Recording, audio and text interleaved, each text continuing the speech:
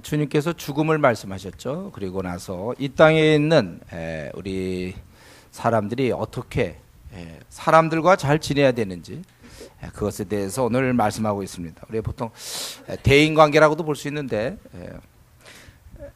한 네 가지를 말씀하시는데 첫 번째가 자기를 우리가 낮춰야 된다. 우리가 사람을 이 땅에서 대할 때 첫 번째 우리 자신을 낮춰야 된다. 이렇게 1절부터 4절 4절에 그러므로 누구든지 이 어린아이와 같이 자기를 낮추는 사람이 천국에서 큰 자더라.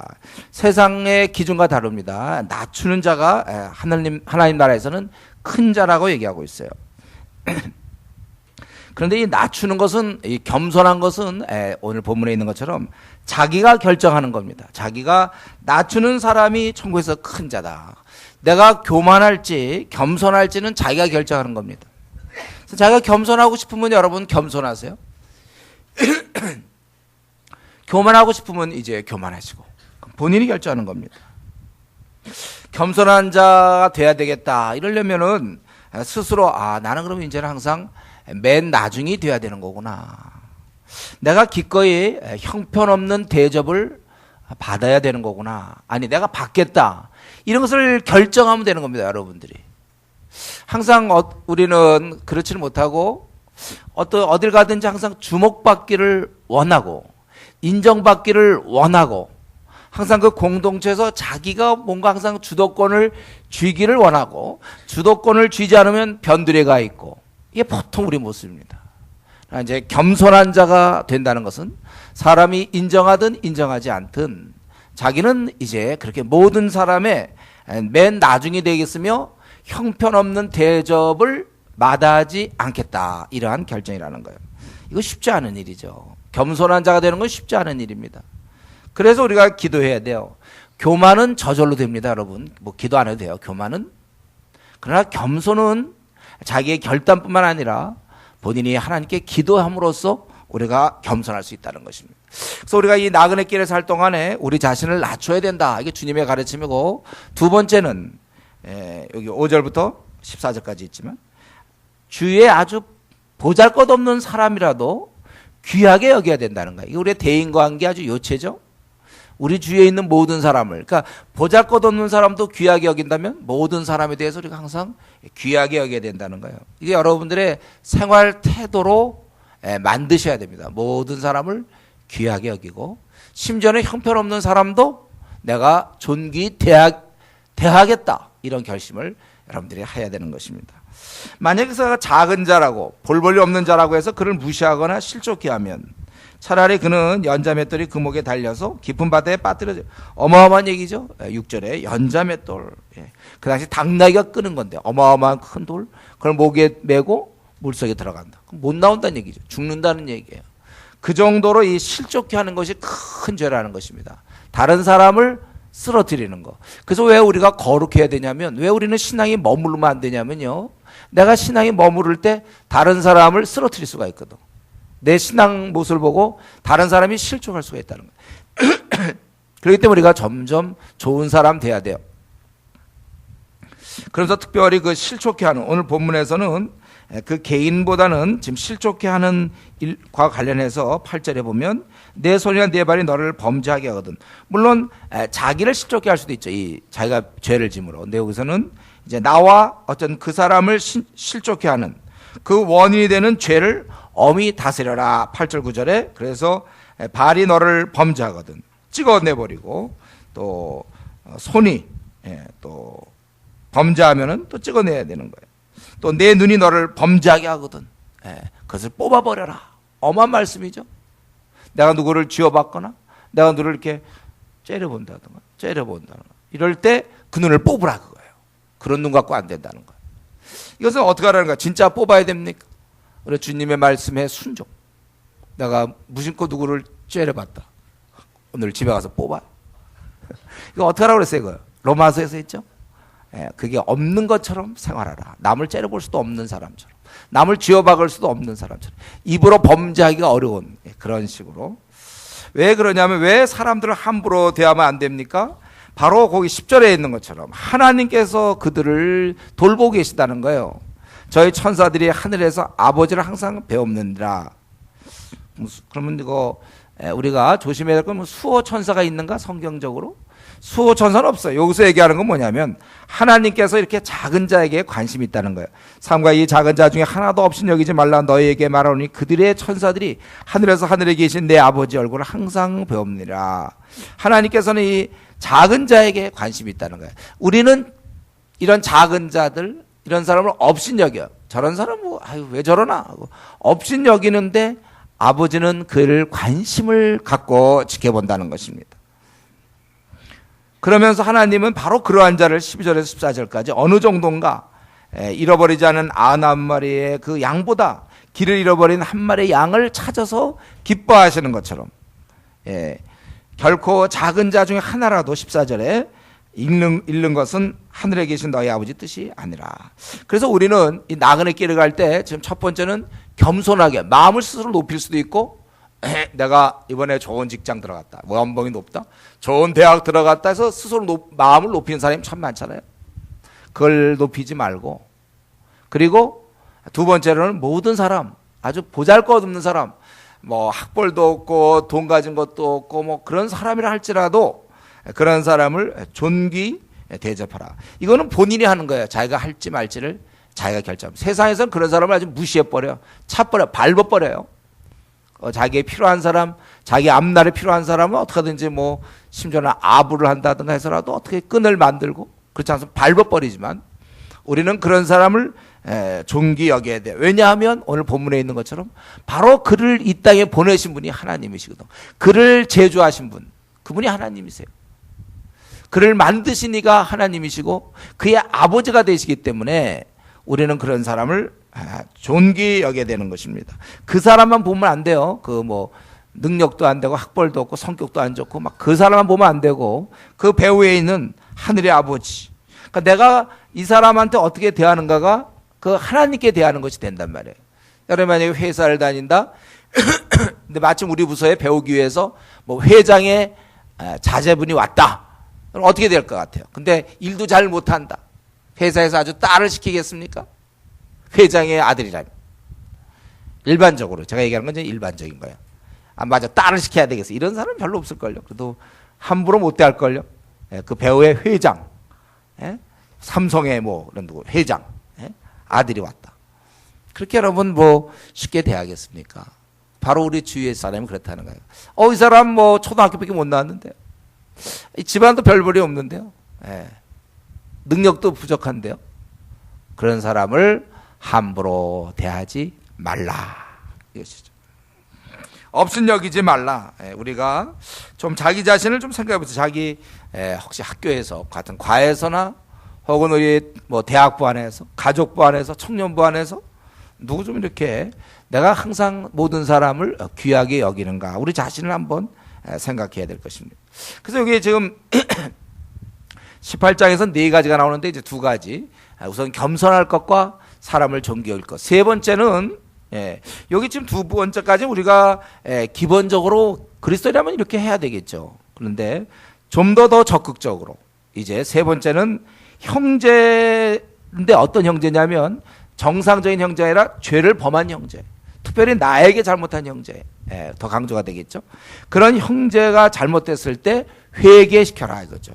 15절부터 거기 20절까지 여러분 실족시키지 않는 게 참 중요합니다. 내가 잘 살아서 내 주위 사람이 나 때문에 실족되지 않도록 그거 참 중요한데 여기서만 멈추면 안 되고 우리는 이 어려운 가운데 있는 사람 죄 가운데 있는 사람 범죄한 사람 이런 사람을 온전케 만들 책임도 우리에게 있다는 거예요. 여러분이 앞으로 남은 50년의 삶 30년의 삶을 살 때 항상 주위에 어두운 가운데 있고 죄악 가운데 있고 범죄 가운데 있는 이런 사람들 우리가 그를 온전케 할 책임이 저와 여러분에게 있다는 것입니다. 우리가 잘 대해준다고 그래서 여기 보면 존귀 대하라고 그래서 그가 잘못을 범했는데도 가만히 있다면 그것은 또 다른 의미에서 형제를 계속 실족해 하는 일이 되는 거예요. 어둠에 빠지도록 하는 것이라는 것입니다.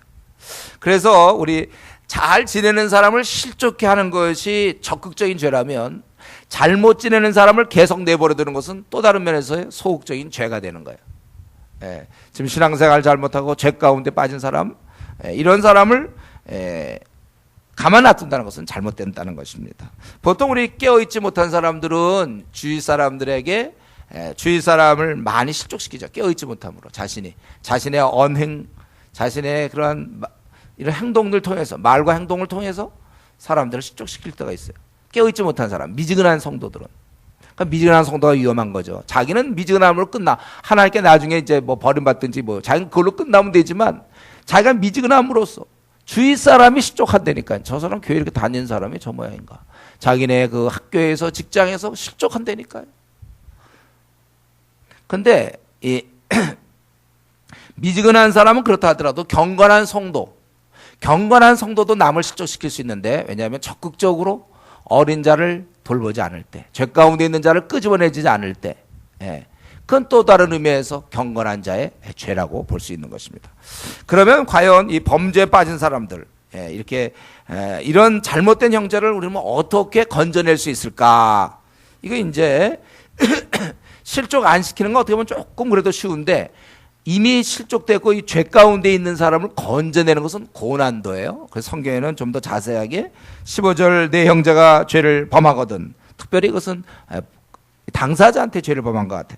가서 너와 그 사람과만 상대하여 권고하라. 만일 들이면 내가 네 형제를 얻을 것이요.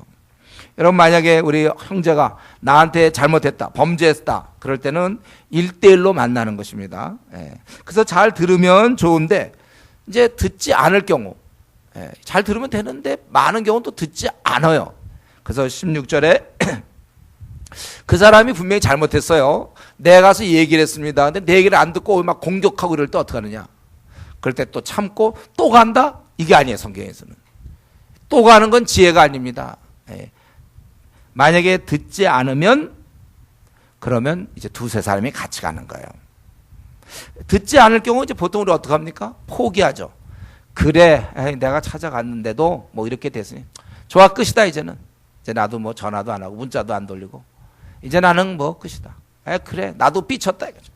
내가 사실 삐칠 수 있는 걸 참고 한번 갔는데 또 나한테 그래? 이제 삐쳤어. 이제 더 이상 나도 삐침을 나도 이제는 즐길 만한 권리가 있었어. 노력해봤으니까.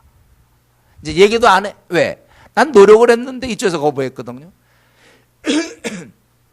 나도 뭐 성질이 있지 뭐. 이제 얘기 안 해. 이게 이제 보통 세상 사람들이고, 그리스도인은 어떻게 해야 됩니까? 또 찾아가나요? 그럼 바보짓이죠. 이미 그 사람이 거부하고 아니라고 우기는데, 말을 안 듣는데, 또 찾아가고 싶은 사람은 누구냐면 싸우고 싶은 사람들. 한번 또 싸워볼까? 또 찾아가면 또 싸우게 돼 있어요. 그건 다 지혜가 아니고 어떻게 하라고요?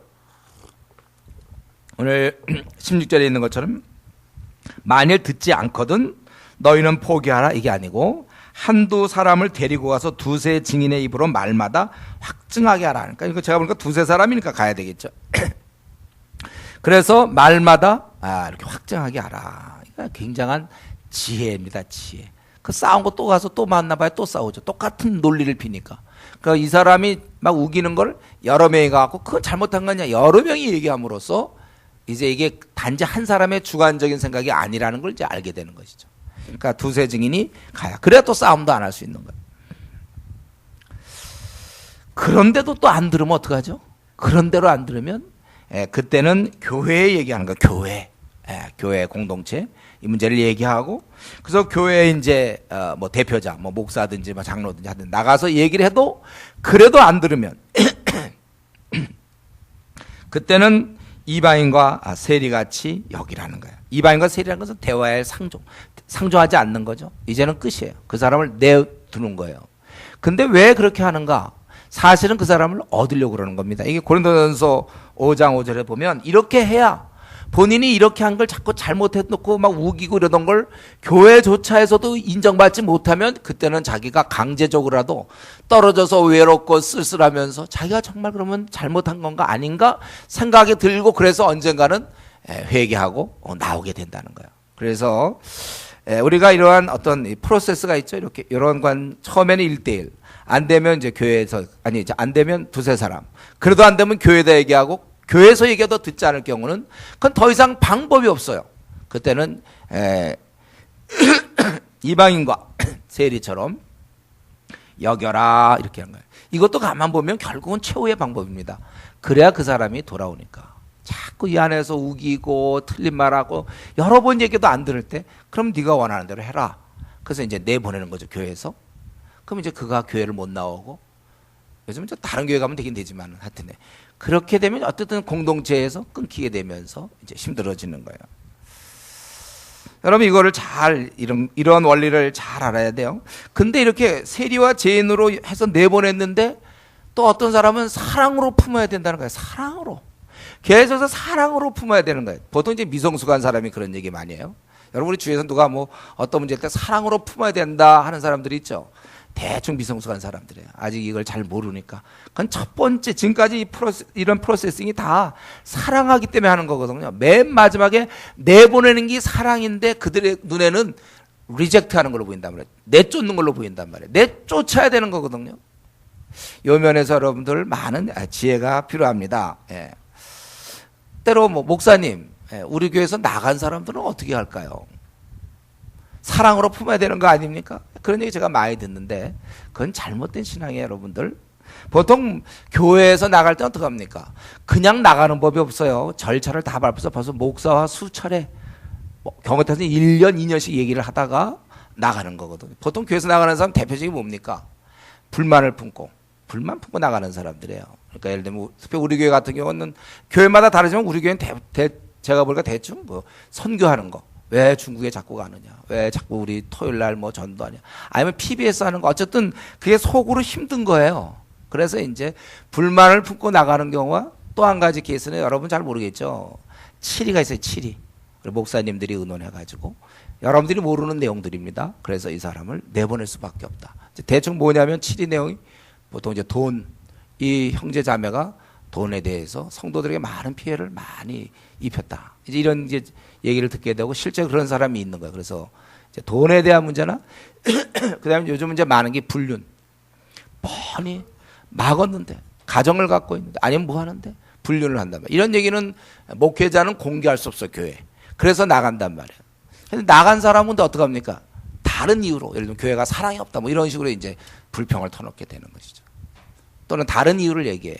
그래서 여러분 성경에서는 이방인과 세리같이 여겨라 그랬는데 이런 걸 이제 자세히 얘기할 수가 없기 때문에 성도들은 모르고 또 관계를 한다든가 이제 그런 면에서 보니까 자꾸 사랑으로 교회에서 나간 사람에 특별히 관심 있는 사람이 가끔씩 있어요.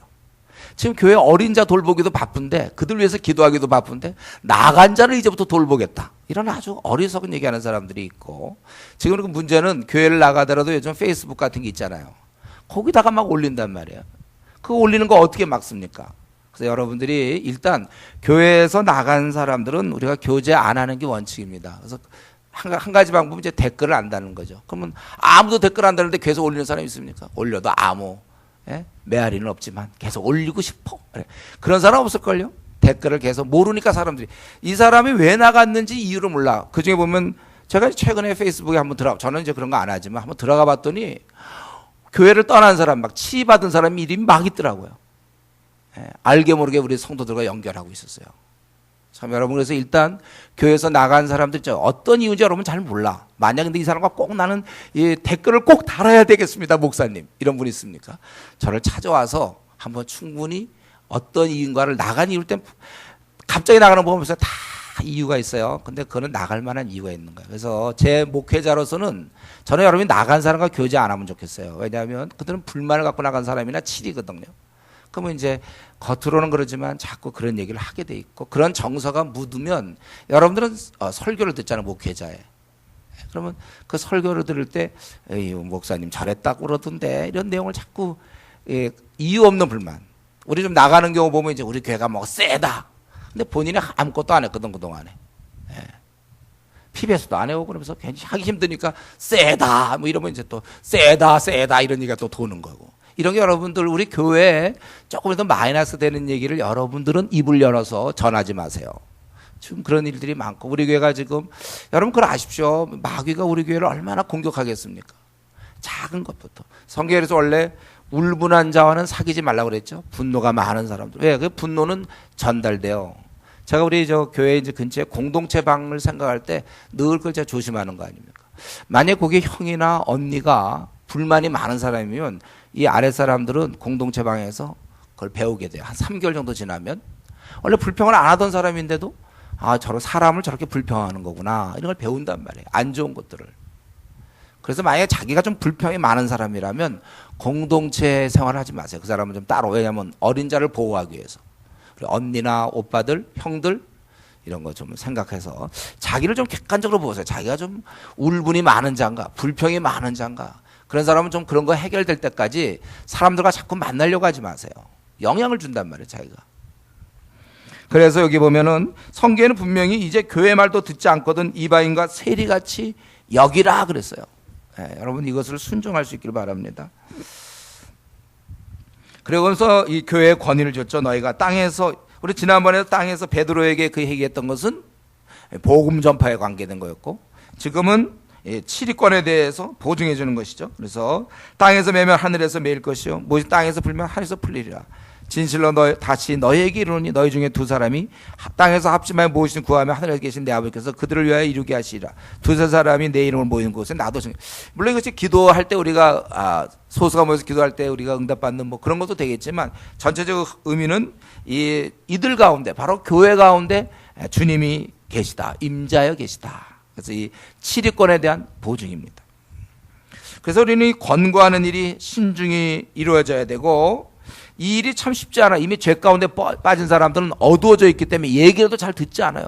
교회가 나중에 얘기해도 제 경험상 나중에 우리 목사들이 막 함께 얘기를 해도 듣질 않아. 자기가 뻔히 성경에 분명히 죄라고 써 있는데도 안 받아들여. 예. 그렇기 때문에 성경에서는 최후의 방법, 끝까지 안 받아들이는 사람이 교회 공동체에 남아있으므로 그 죄를 퍼뜨릴 수 있기 때문에 최후의 방법을 말씀했는데, 그러나 이런 모든 과정은 미워함이 아닙니다. 한 사람 가서 만나고 사람이 얘기하고 교회에다 얘기하고 교회 말도 듣지 않을 때는 결국 이것은 이런 모든 노력은 형제를 얻고자 하는 노력이에요. 15절에 있는 것처럼 그 사람과 상대하여 권고하라. 만일 드리면 내가 네 형제를 얻을 것이요. 이 얻기를 원하는 거예요. 그렇기 때문에 여러분, 우리가 이제 나에게 범죄한 형제, 특별히 물론 그냥 범죄한 사람도 있지만 나에게 범죄한 형제를 한번 생각해 보세요. 여러분, 개인적으로 만나야 됩니다. 예. 대화 없이는 용서가 있을 수 없어요. 대화를 할 때. 그리고 이때 중요한 것은 내가 주도권을 가져야 돼. 세상과 다릅니다. 세상에서는 누가 나한테 잘못하면 우리도 그렇죠. 그 사람이 나한테 와서 좀 용서를 빌어야 될 것 같아요. 잘못했다고 용서를 빌어야 내가 해주든지 말든지 할 것 같죠. 성경은 반대예요. 내가 주도권을 가지는 건, 어떤 사람이 나한테 범죄했어요? 그럼 내가, 여기 뭐라고 했습니까? 15절에 가서, 가라고 돼 있잖아요. 그리고 권고하라 이렇게 돼 있어요. 그가 나한테 와서, 내가 잘못한 게 없으니까 내 마음을 아프게 하고 그 사람이 그랬는데 잘못했는데 나한테, 근데 그 사람이 와서 하면 참 좋겠지만 실제로는 안 그래. 내가 찾아가서 이거를 하라, 그거예요. 이 일은 해도 되고 하지 않아도 되는 일이 아닙니다. 명령이라는 거예요. 명령. 그렇게 하라. 권고하라. 형제를 얻는 길에. 그렇기 때문에 우리가 이 시간, 내가 지금 관계가 풀리지도 않았는데도 가만히 내가 있는 거 아닌지 한번 우리 자신을 들여다봐야 돼요. 그대로 남겨놓은 사람 없습니까? 그렇다면 오늘이라도 여러분 가셔야 합니다. 떠오르는 사람 있어요? 대부분 이런 경우 가만 보면요, 가까이 있는 사람입니다. 우리 가족이 대표적이죠. 어떤 사람은 아버지, 또 어떤 사람은 엄마, 또 뭐 언니, 동생, 가족들, 친척, 또 공동체. 그 떠오르는 사람이 있습니까? 관계가 풀리지 않은 채. 그럴 때 찾아가야 되는 거예요. 그래서 내가 범죄함으로 실족해서 형제가 잃어버릴 수도 있고, 또는 내가 가만히 있음으로 형제를 잃어버릴 수가 있습니다. 그래서 우리가 죄 짓지 아니함으로 만족할 것이 아니라 적극적으로 가서 그들을 잘못을 고쳐주는 일에 우리가 관심을 가져야 되는 것입니다. 어때요? 이 가라, 이거 잘 자기랑 어울립니까? 더구나 관계가 미묘한데 찾아가는 게 얼마나 어려운데, 자존심을 떠나서라도 쉬운 일은 아니지만 오직 말씀에 근거하여 여러분 가셔야 되는 거예요. 그의 잘못을 정말 찾아가서 형제나 자매의 잘못을 지적해 주는 사람은 과연 얼마나 될까, 우리 중에. 아니면 잘못을 지적하는 게 아니라 가서 싸우려고 하는 사람도 있어요. 자기 속에 있는 거 팍 터뜨리려고. 그거 말고 그를 얻으려고 지적해 주는 사람은 과연 우리 중에 몇 명이나 될까요? 그런 부담과 번거로움을 기꺼이 지고 주님 명령 따라 찾아가기를 결심하는 신실한 성도는 과연 우리 주위에서 얼마나 있을까요? 보통은 대신 뒤에서 얘기하는 것이죠. 앞에서는 얘기 안 하지만 뒤에서는 아주 활발히 얘기하는 사람이 있어요. 가지 않고 딴 데로 가서 얘기하는 사람들이 있죠. 여러분, 그 축구 같은 경우 어떻게 되죠? 태클을 걸 때, 공 몰고 올 때 그 상대방 선수의 앞에서 태클 거는 건 괜찮죠. 그러나 뒤에서 태클 걸면 그거는 반칙이 되는 거죠. 축구를 아는 분들은 몰라도 그냥 이렇다 이렇게 그냥 이해하세요. 그냥 앞에서 걸면 되지만 뒤에서는 반칙이다. 꼭 그래. 그 사람이 나한테 잘못한 거를 그 사람한테 상대해서 왜 그렇게 했느냐 막 이렇게 하는 거는 그건 반칙이 아니에요. 하나님 앞에서 그건 오히려 잘하는 거예요. 그러나 그의 뒤에서 다른 사람과, 이 사람과 대화할 거를 다른 사람과 대화하는 거, 더러게 감정이 싫어지면 비난이라고 그랬죠. 감정이 없이 얘기하는 건 그거는 객관적 평가예요. 그 사람은 느리다. 그 사람은 느리다. 근데 이제 감정을 실어서 그 사람이 그냥 느껴갖고 뭐 무임을 망친다 이러면 이제 그거는 비난이라고 그랬어요. 감정이 들어가면 무조건 비난이에요, 여러분들. 그 사람의 뒤에서 근데 감정을 갖고 그 앞에서 얘기하는 건 그건 괜찮은 거죠. 물론 버럭 화를 낸다는 건 아니고 얘기를 해서 거기서 권고하라 이렇게 돼 있어요. 여러분들 앞에서만이 가능합니다. 여러분 속상한 얘기, 답답한 거 그 사람에 대해서 아주 속상하면 그 앞에서 얘기하란 말이에요. 정확히 얘기하란 말이에요. 그 앞에서 헤헤 웃으면서 뒤에서는 막 욕하고 이런 거는 세상 사람들이 즐기는 거예요. 우리는 그렇게 하면 안 돼요. 얘기하는 게, 그러니까 누가 나한테 분명히 막 얘기해 주는 사람은 여러분 고맙게 생각해야 돼요. 쉬운 일이 아니죠. 이렇게 생각하면 우리 교회에서 저한테 야단 맞는 사람들 많이 있죠. 감사 편지 한 번씩 저한테 보내야 될까요? 얼마나 고맙습니까? 제가 앞에서 얘기하니까. 이건 여러분들이 야단 맞는 거 이게 참 축복이에요, 이런 거. 그거 아니고, 아니면 뒤에서 수군수군하고 그럼 망가뜨린다. 우리가 사실은 이러면 앞보다는 뒤가 우리가 많이 개발되어 있는 사람들이죠. 뒤에서 얘기하는 게 개발돼. 앞에서 얘기하기 싫거든. 그럼 그 사람은 미운 마음이 생기거든, 나한테 잘못했으면. 그러면 자기들끼리 끼리끼리 모여서 이제 수군수군대고, 이게 이제 교회 공동체를 파괴하는 것입니다. 우리 한번 이런 면에서 누구도 이렇게 자유롭지 못할 것 같은데, 그러나 우리는 오늘도 이 말씀에 의지하여 기분 같아서는 빨리 좀 하고 싶지도 않고 아예 그냥 떠나고 싶을 것 같지만은 오늘 말씀에 의지하여 가서 권고하라. 여러분한테 좀 잘못했다고 생각하는 사람이 있습니까? 마음에 아주 분한 사람이 있습니까? 찾아가서 그 앞에서 얘기하지, 뒤에서 작당하여 몇 사람이 아유 아무개 뭐 작당하여 그런 일은 하지 마라. 그리고 네 번째로 마지막으로 우리가 용서에 대해서 얘기하죠. 아마 이렇게 해도 이제 안 되는 사람인지, 형제를 용서하라고 21절부터 마지막 절까지 네 번째로 얘기하고 있죠. 그래서 만약에 그가 혹시 권고했겠죠. 권고해서 만약에 돌아오면 몇 번이나 용서합니까? 베드로 사도가 질문하는 거죠. 그러면서 7번까지 하오리까. 왜 7번까지라고 물어봤을까요? 왜 7번까지라고 물어봐? 7번까지 하니까 그냥 몇 번 용서하니까 이렇게 하면 되는데, 여러분 그 당시 그 유대인에게는 보통 최대로 용서할 때가 3번입니다. 유대인들은.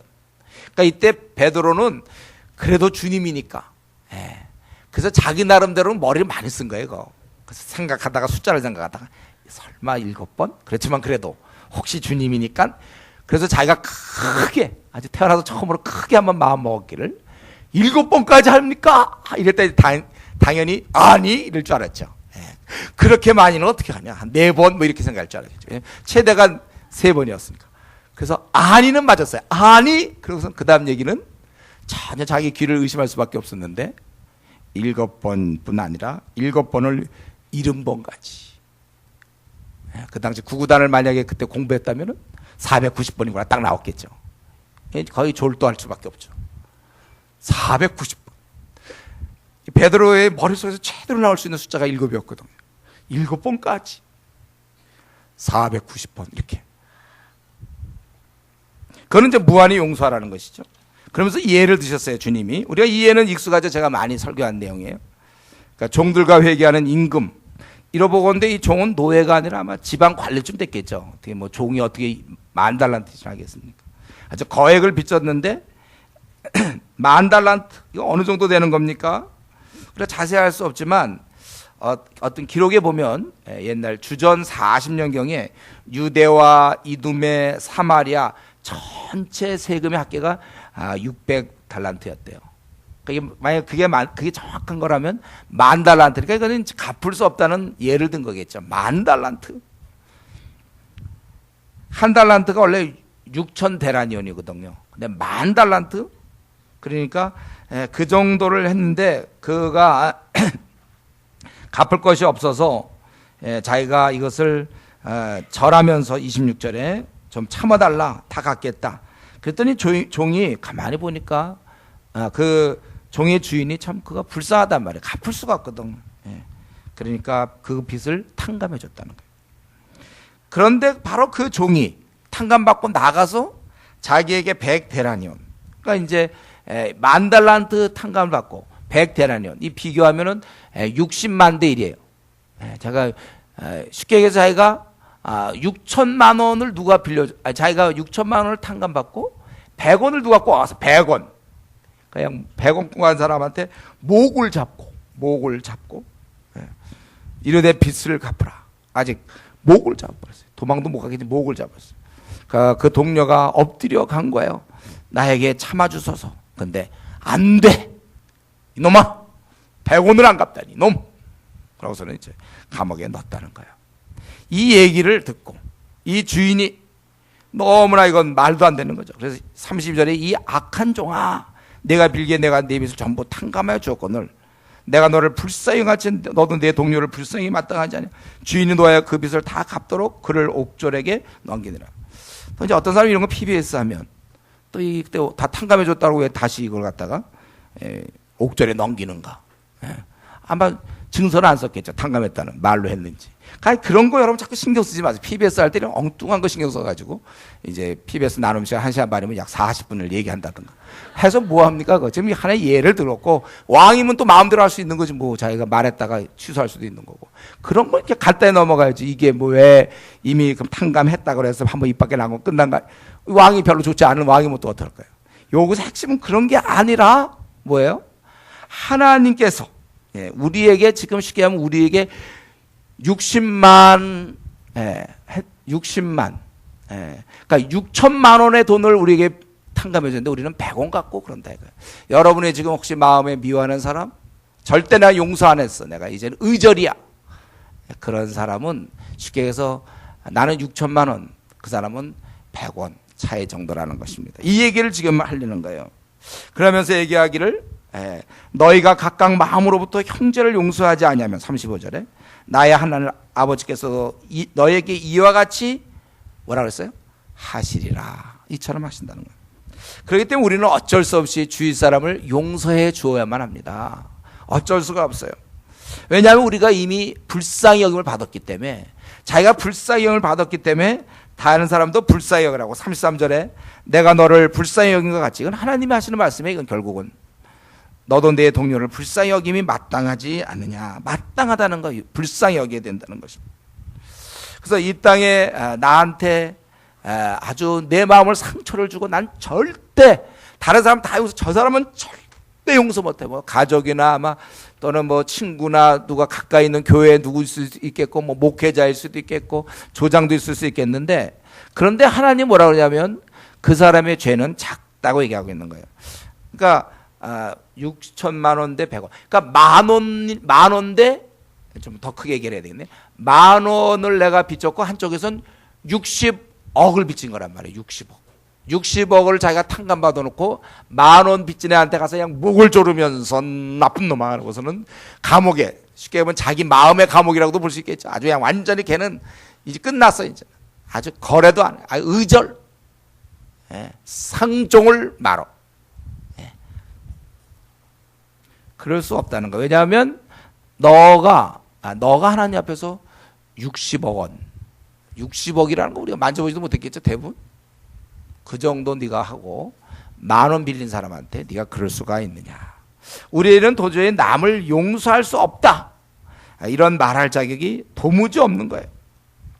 우리가 남을 용서하지 못하면 우리도 하나님 앞에서 이와 같이 용서받지 못함을 기억해야 돼요. 물론 이제 질이 나쁜 친구랑 꼭 사귀어야 되냐, 이건 좀 다른 문제죠. 그건 좋은 친구 사귀라고 그랬으니까. 그거와 교제를 하느냐 이 문제를 떠나서 어떤 사람이 나에게 죄를 범했을 때 내가 그렇게 해야 되겠느냐. 그래서 우리 주기도문에도 뭡니까? 우리가 우리에게 죄 지은 자를 사하여 준 것 같이 우리의 죄를 사하여 주옵소서. 이거는 조건이 아니에요. 하나님의 용서를 경험한 사람이라면 당연히 남을 용서해야 되는 거고, 남을 용서하지 못한다면 그런 성숙한 주의 자녀라고 얘기할 수는 없죠. 그래서 오늘 우리는 이 본문을 통해서 우리는 용서를 해야 되는구나. 실족한 사람을 건져내야 되고, 그리고 아주 죄 가운데 나에게 범죄한 이런 사람들, 이런 사람에 대해서 내가 용서해야 된다. 그렇기 때문에 우리는 오늘 이 아침에 두 가지를 기억해야 되는데, 첫 번째는 내가 도저히 용서받을 수 없는 그 정도로 내가 추한 죄인인 것을 이 시간 기억해야 됩니다. 하나님 보실 때 60억의 빚을 진 사람 같이. 그래서 우리가 그 용서하신 은혜, 나 같은 자를 이 고집불통이고 항상 이기적이고 잘난 척하고 신실하지 않고 거짓말 잘 시키고 언제든지 자기중심적이고 다른 사람과 미워하고 끼리끼리 어울리고 배타적이고, 우리 이러한 나를 용서하신 그분, 우리가 그분을 찬양할 수밖에 없는 거예요. 평생의 기도 제목이 돼야 됩니다. 나를 용서하신 분, 이렇게 배은망덕한 나를 끝까지 용서하시는 분. 그리고 또한 우리는 그렇기 때문에, 내가 이런 용서를 받았기 때문에 내가 혹시라도 이 나그네 길에서 용서하지 못하는 자가 있는지 살펴봐야 됩니다. 내가 그 사람 절대 안 된다는 그 사람을 오늘 주님은 말씀했어요. 그는 작은 잘못을 정한 사람이다. 그것은 작은 자, 아주 그것은 아주 나한테는 너무나 크게 상처를 줬지만 그거는 백대란이라는 것입니다. 그러면서 너는 너무나 엄청난 죄를 엄청난 죄를 용서받았음을 기억하라. 그러면서 왜 너는 그런 사람을 용서하지 못하냐? 그러므로 이제 우리는 오늘 우리가 이 말씀에 의지하여 하나님 말씀대로 마음으로부터, 너희가 각각 마음으로부터 형제를 용서하지 아니하면, 마음으로부터 용서해야 되는 것입니다. 우리 에베소 4장 32절에 서로 용서하기를 하나님이 그리스도 안에서 너희를 용서하신과 같이 하라. 그렇기 때문에 만약에 우리가 내 마음에 지금 누구 떠오르는 사람, 그 사람을 내가 용서 안 하면 어떻게 되는 것입니까? 바로 우리가 지금 이 백대라니온 지은 사람이 목을 잡고 감옥에 쳐놓은 바로 그러한 종과 같은 사람이 되는 것입니다.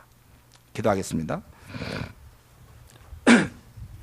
오늘 우리 하나님 앞에서 우리가 성도로서 우리 네 가지 대인관계에 대해서 얘기했습니다. 우리는 겸손히 해야 될 것이고, 누구라도 업신여기면 안 될 것이고, 죄 가운데 빠진 자를 건져줘야 될 것이며, 그리고 우리가 용서하되 내가 용서함 받은 것을 기억하면서 내가 그를 용서해야 되나. 이 시간에 특별히 다른 어떤 것보다도 혹시 내 마음에 미워하는 사람이 있습니까? 지금까지 몇 년째 마음에 이렇게 아주 분하면서 내가 그를 아주 관계를 끊어버리고 아주 마음에 분노를 갖고 있는 사람이 있습니까? 가족들입니까? 아니면 뭐 자식이 될 수도 있겠고, 뭐 배우자가 될 수도 있겠고, 또 친척이 될 수도 있겠고, 시어머니 시아버지 될 수 있겠고, 뭐 여러 사람들, 아니면 교회 뭐 팀장도 될 수 있고, 조장도 될 수 있고, 뭐 성가대원도 될 수 있고, 조원도 될 수 있고, 목사도 될 수 있고, 다 될 수 있는데, 있다면 성경의 말씀대로 우리가 그를 용서할 생각하고, 또가 죄를 범했으면 1대1로 찾아갈 생각을 하면서 이 시간 같이 우리 통성으로 같이 기도하겠습니다.